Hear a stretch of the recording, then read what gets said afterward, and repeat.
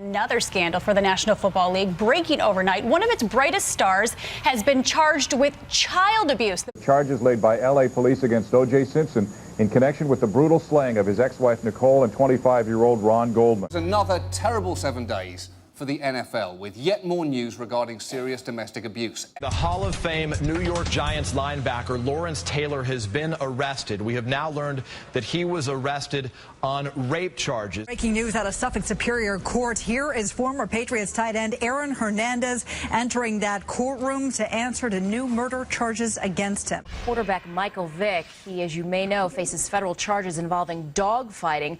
Ashar Walcott, a rookie linebacker with the Cleveland Browns, has been charged with attempted murder after allegedly punching a man outside a New Jersey bar early on Sunday. That's according to the Record of New Jersey.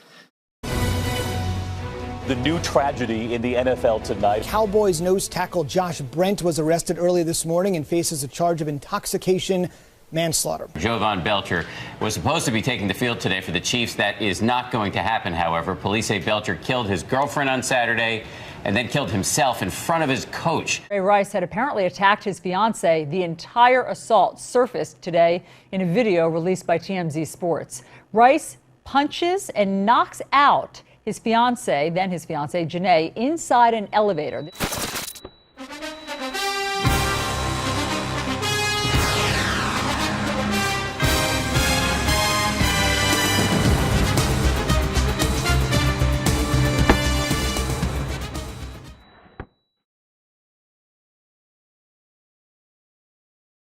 We were wondering if you have ever received special treatment as, or privileges as a varsity athlete. No. Like, you don't think, like, in class, like, a teacher goes easier on you because they know, like... Turn it off for a second. Like, I don't want to snitch on a No. Do you think that playing sports has made you a more violent person? Football, yes. Do you think that playing football specifically affects players' behavior off the field? No. So it just makes you more violent, not other people? Oh, other people? Yeah. Oh, yeah. You think it... Yeah, definitely, yeah.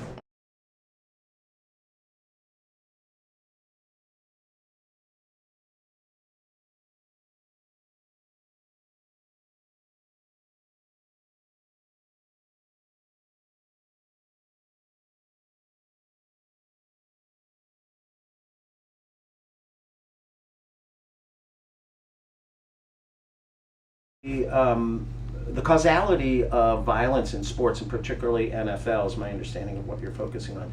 I can trace it to at least 5 areas. One is the role of culture and someone's upbringing, and there are certain kinds of players and certain socioeconomic positions sort of predispose one to violence. Secondly, the issue of drugs, the human growth hormones, and people amped up.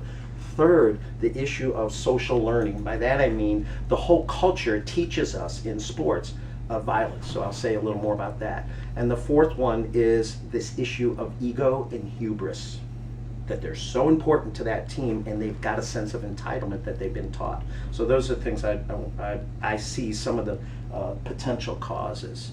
I want to talk about one of the causes in a little more depth, and that's the issue of hubris and entitlement. And by that I mean, and I'm coming from a background where I work with executive coaches, CEOs of companies, where you have these people who are so big, so powerful, and they view themselves as indispensable to their company's success, and now they have what I call CEO disease. You know, they're probably not as smart, funny, or good looking as they think they are, because they're used to getting a steady ration of people telling them what they want to hear, and adoration, and stroke, reinforcement, and these guys then think they can beat up people and abuse their power. That's in corporate America. What's it going to be like in a sports team where these guys are indispensable to their team, they're in a culture of violence, and now let's go back to high school.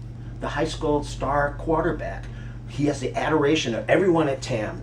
And then he goes, let's not say TAM, this would never happen in TAM. He has the adoration of the students, you know, and sort of kiss up to him. Then his high school teachers look the other way. Oh, he didn't make the grade, but we'll forget about that for eligibility. We need him Friday night.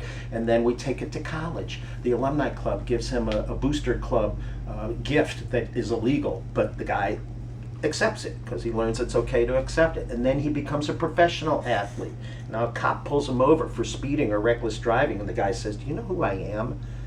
And of course, the weak cop lets him go. So what happens is over time, he learns that he's above the law. He's above right and wrong. Plus, I'm entitled.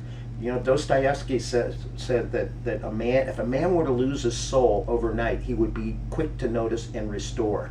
But it happens gradually. And that's what they call the slippery slope. It'll never happen to me. And then it gradually does. And so that pretty soon that high school athlete, it started with, you know, a pencil that he took and didn't get punished. Well, now he's Ray Caruth, the wide receiver of the Carolina Panthers, who was convicted of conspiracy to murder his fiancée.